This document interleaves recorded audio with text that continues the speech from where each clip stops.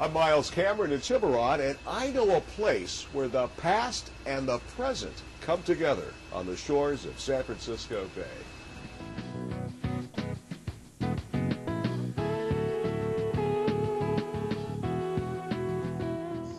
On 32 acres along the shores of the Tiburon Peninsula, a world-class 21st century marine biological research laboratory shares the same beach where ancient Native Americans once fished and flourished. Besides its connection with the past and the future, it is also the only academic research institution situated on San Francisco Bay.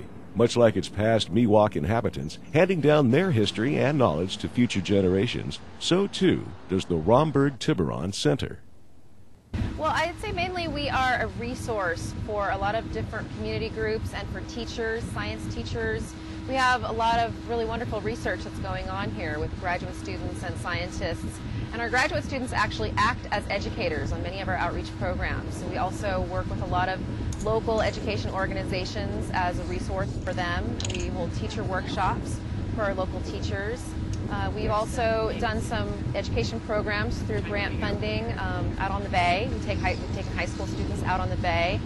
And our newest program is very exciting. We're going to be the regional site for the National Ocean Sciences Bowl, which is a national competition for high school students around marine science. So we're very excited. We just were selected as the Central California regional site for that.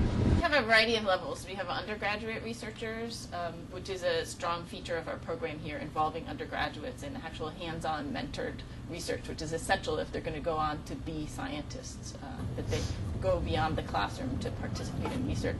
And they do that with mentoring both from the PI, the principal investigators like myself, and also with postdoctoral associates who have completed their PhDs and are doing that additional step of training. As exciting as the present and future is for the Romberg Tiburon Center and its scholars, the past is replete with an eye-opening history, quite different from the facility's operation today. As a matter of fact, records date back to 1829, when the site was still a Miwok Indian settlement. A cod fishery operated there in the late 1800s. In 1903, due to its deep water port, the Navy took possession of the property. It then became a coaling station for the Navy's Western Fleet, even honoring a visit from President Theodore Roosevelt. After about 30 years, when the Navy's ships changed the type of fuel from coal to oil, the site languished for a while. But then, in the early 1930s, the Maritime Administration had a school here, and then following that, the scientists came in from the National Oceanographic and Aeronautics Administration. The U.S. Fisheries and Fish and Wildlife had research here, and the site was used. During the pre-years to the World War II, it was used also on the far end of our property. All the cables, the hanger cables for the Golden Gate Bridge, were spun down there by the Roebling Company, and that land is now part of the San Francisco State University's track. We took over the site approximately 28 years ago. The university received this as surplus U.S. federal government property, and the university took it as a marine biology station. Aaron, tell me, what exactly is this huge concrete structure we have here to the left? Well, this is a railroad trestle that was used as a part of the coaling station that was here in the late 1800s. So back when ships actually ran on coal, and they tied up to the dock. There was a big dock out here at one time, and they came in to get the coal from the trestle here.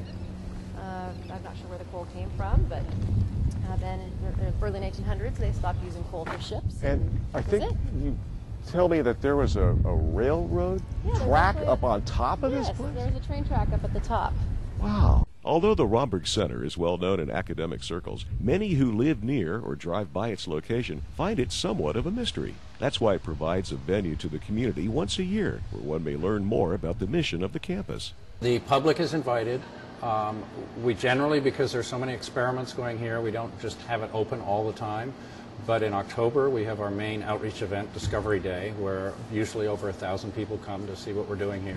And we have many really wonderful activities for all ages, for the whole family to come out. We also will have a barbecue, we'll have music, and we really feature our science research to the public on that day, so the public can really learn what goes on here.